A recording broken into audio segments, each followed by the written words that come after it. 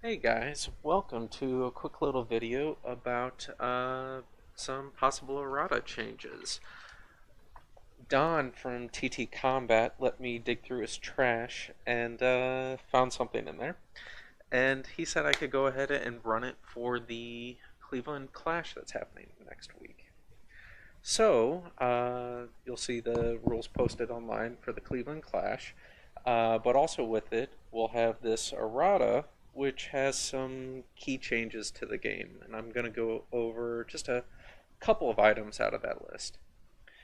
Let's see. The first big change is torpedoes. Torpedoes will have the ability to nuke now, and they will also have kind of faction characteristics where they will follow the rules for bombers, well, the ranges for bombers. So Scourge are able to have their torpedoes go 15 inches, UCM and PHR are 12.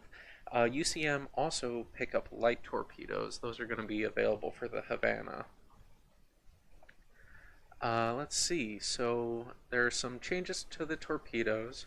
The torpedoes now have 6 attacks for your standard for the PHR and the UCM, each one doing 1 damage. Scourge have 4, but they've got the living weapon rule, so they'll be doing 4 attacks at 1 damage. And I have to jump over to the living weapon rule. But basically what that means is Corruptor has changed for this event. With the Corruptor rule, I have it in front of me here.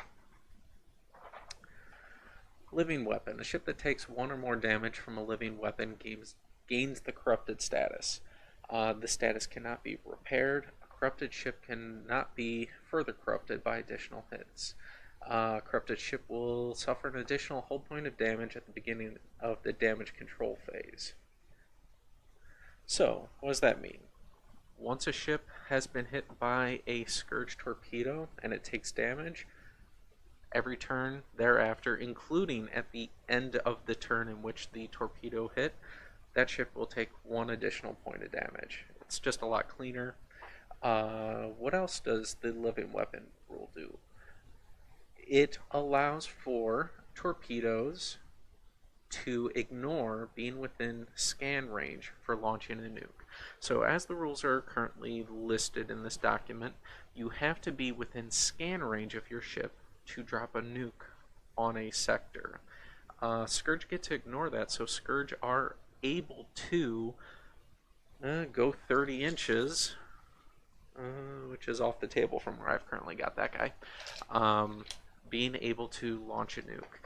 The nukes will resolve at double thrust right after, at the start of, was it the roundup section? I forget off the top of my head. But right after military outposts are able to make their shots, that's when nukes are going to go off when they're launched from torpedoes at sectors. Okay, what else do we have in here? A big one is ground combat. Ground combat has changed significantly according to this potential errata. It's basically going to be treated very similar to close action attacks versus point defense. So if you've got some armor and some infantry, put them on the table here. But now, infantry have 2 attacks apiece. When everybody attacks, hits are scored on a 5+ by default. You allocate the hits and remove tokens. Each player then assigns the hits to the opposing tokens, starting with the person who initiated the combat. It takes 2 hits to remove an armor token, and 1 hit to remove an infantry token. There are no more armor saves in when doing the close ground combat here. So it should speed up the game. You're basically removing the armor, the armor saving rolls. Let's see, there are a couple command card changes that you can read. We already went over the living weapon change. What else do we have in here? Oh, Corvettes. Any ship with the air-to-air special rule, weapons with the air-to-air special rule, when in atmosphere and firing at ships in atmosphere, have a -1 to their lock value. So the Nakar were 4s, now they'll be hitting on 3s in atmosphere. The Void Gates for the Shaltari, they went to a 6+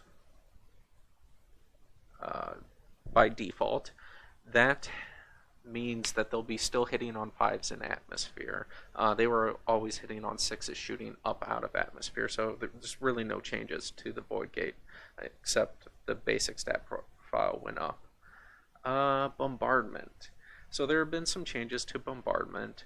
You can now bombard against space stations. You have to be in high orbit to bombard against a low orbit space station.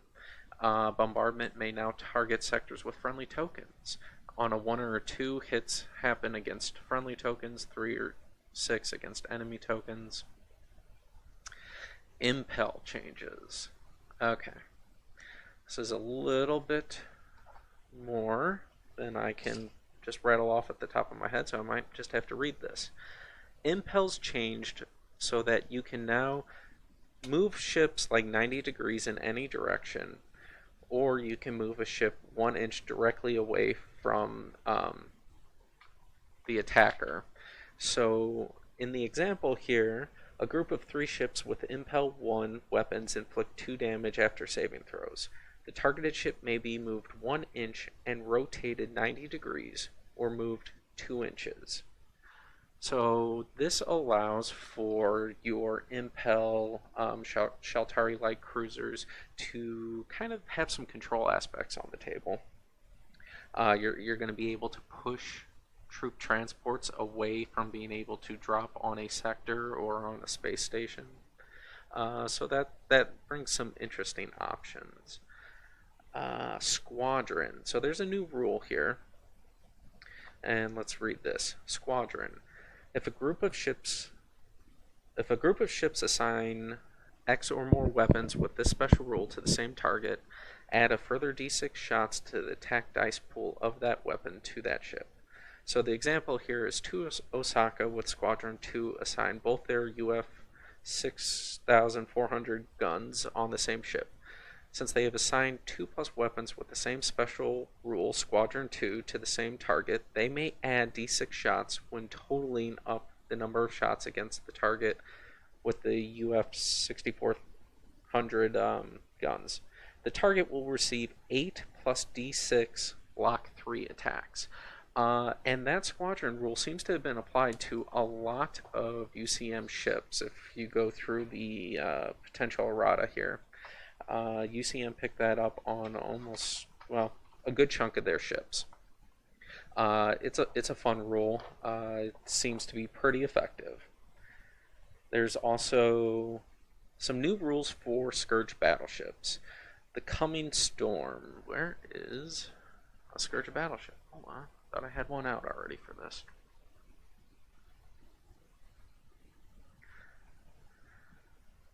Alright, so we've got a Scourge battleship here.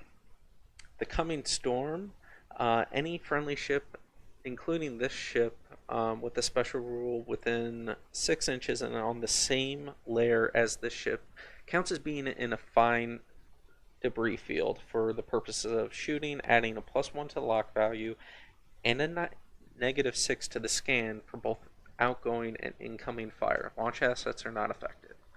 What does this mean? It means that Scourge battleships are floating through space and they've got a cloud effect that's happening with everybody who's on the same orbital layer as them. That they're taking 6 away from enemy scans targeting anything in that, and it's also making it harder to hit as if everybody's in fine debris. That also affects Scourge ships. So if any Scourge ships activate after the battleship does its thing, and they're within 6 inches, they're going to suffer a +1 to lock modifiers. It's a pretty powerful ability. The battleships have some good utility with that. The battleships also picked up Under the Eye. And what this ability does is any ship within 4 inches is able to add 4 inches to its thrust value, but at the end of the phase, that ship takes 1 damage point.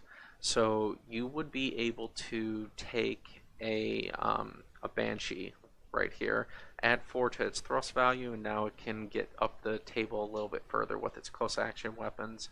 It'll go ahead and then take a damage point at the end of the phase.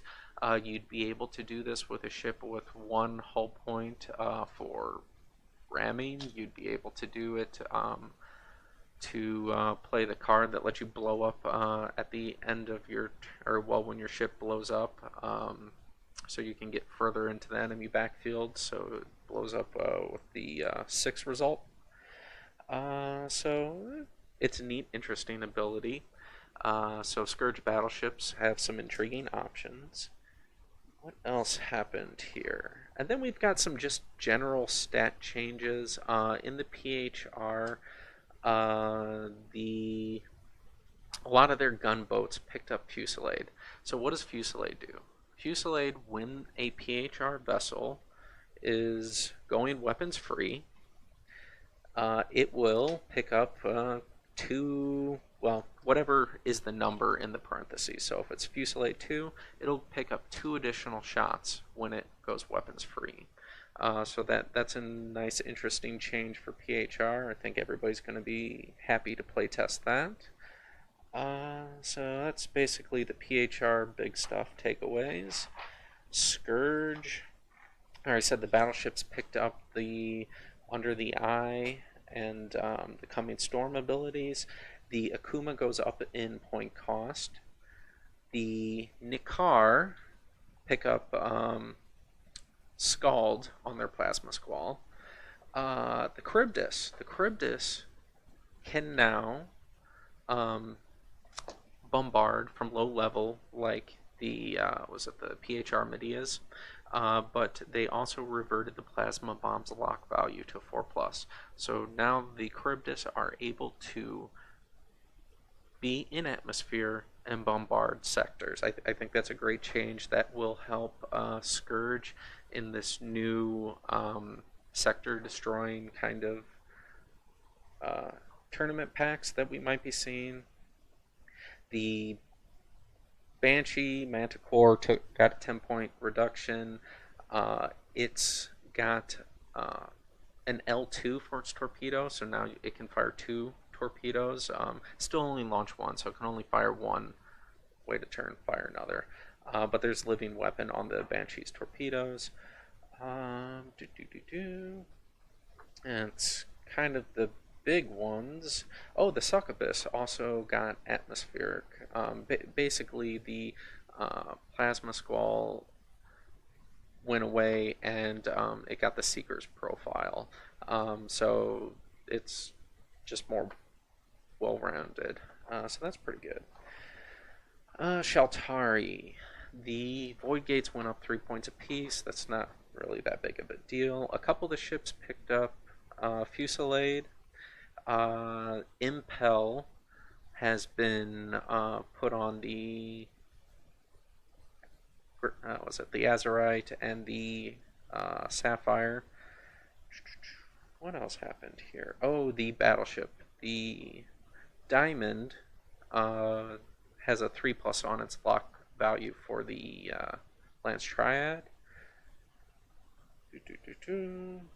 Some other little minor changes. Then going back to the UCM, like I said, a lot of them just picked up the squadron rule on a lot of their ships. The Moscow picked up Linked. The battleships all picked up Linked on the UF-40 200s. And the London, the Dreadnought, got Aegis 8 on the ship. So that's pretty handy. The Havanas, I think you're going to see a lot of them if these changes hold true over with the errata. So this is all for the Cleveland tournament, the Cleveland Clash. If you guys haven't been able to take a look at the rules posted online for it, basically it's a bombardment heavy mission where one mission is the Traffic James from Michigan GT. That's a fun one. Not really a lot of bombardment, but you are trying to destroy a space station. There's a new mission called Breakthrough. This one has the Raise tournament variant. This allows you to either score this as a normal ground game, or you can choose at the start of the game the Raise variant, where you get 2 points basically for destroying each sector. And there's some additional rules. And then the third mission is Erupting Battlefronts out of the original rulebook for Drop Fleet. But this one's called Mark II because there's some slight changes to how it's worded. Basically, each sector is worth 2 victory points when destroyed. I think this is going to be a fun one. We're still doing the rapid response for the approach type. That may change if we keep this in the packet for Adepticon. Yeah, so some interesting changes. I'm excited to see what people will be saying about these changes. Once again, these are not official. They're not on the TT Combat website. These were just put forth as things to try because maybe that's what we might see in the future. But it's a good test bed. We've got a tournament, I think around 10 players next week, so yeah, should be good. Alright, thanks guys for watching this video.